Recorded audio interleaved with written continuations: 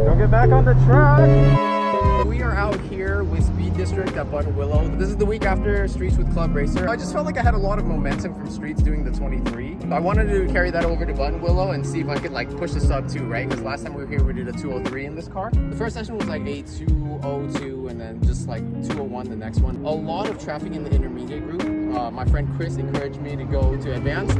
So I moved up to advanced and finally found like some sessions without traffic.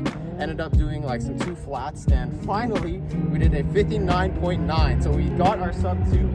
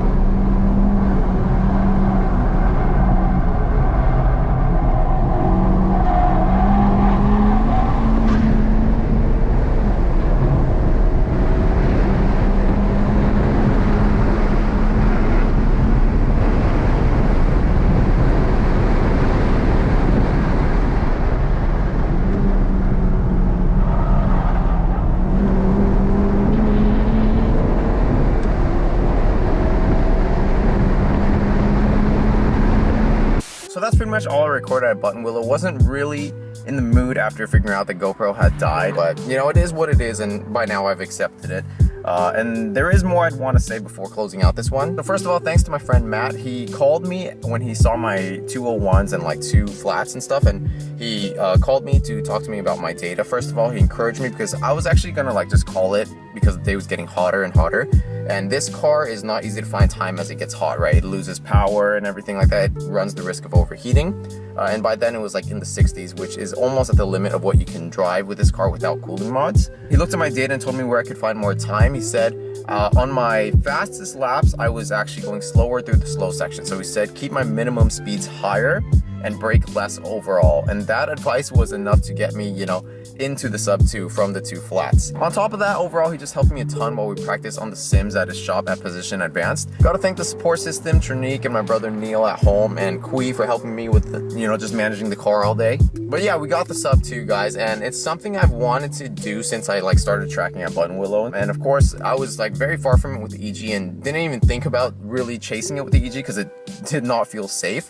But once I got this car, I was like, I think I'm gonna go for it, right? And tracking isn't something I like do and dedicate my life to. I'm a casual, right? Like my car is stock form, full interior, as you can see, stock suspension, stock power. Like I mentioned, the only thing the car has is camber, brake pads, and the Titan7s with the Nankang CR1s, the street tires, right? 200 treadwear tires, so it's not like an R compound or anything, but it is a really good street tire. Of course, I could have done things like more aero, more power, more suspension to get there easier, but I didn't want to. I wanted to do it in this form because this car is my daily, you know. I use it to commute, I use it to travel and visit Trinique up in NorCal, like, you know, that 700, 800 mile round trip. And without any change in setup, you can literally do that 700-mile road trip comfortably and then do sub 2 at Buttonwillow. That's insane to me. And that is what I wanted to do with this car. And so I'm really glad I got to do it like that on my terms. But yeah, that's it for this one, guys. I'm very satisfied with that. Like, sub 2 is the one track goal I had, so now that that's out of the way, next time I drive it would really just be for fun. But yeah, that's it for this one, guys. If you enjoyed, do me a favor, hit the thumbs up button, leave a like on the video, drop a comment, and subscribe to the channel if you're not subbed already and would like to follow along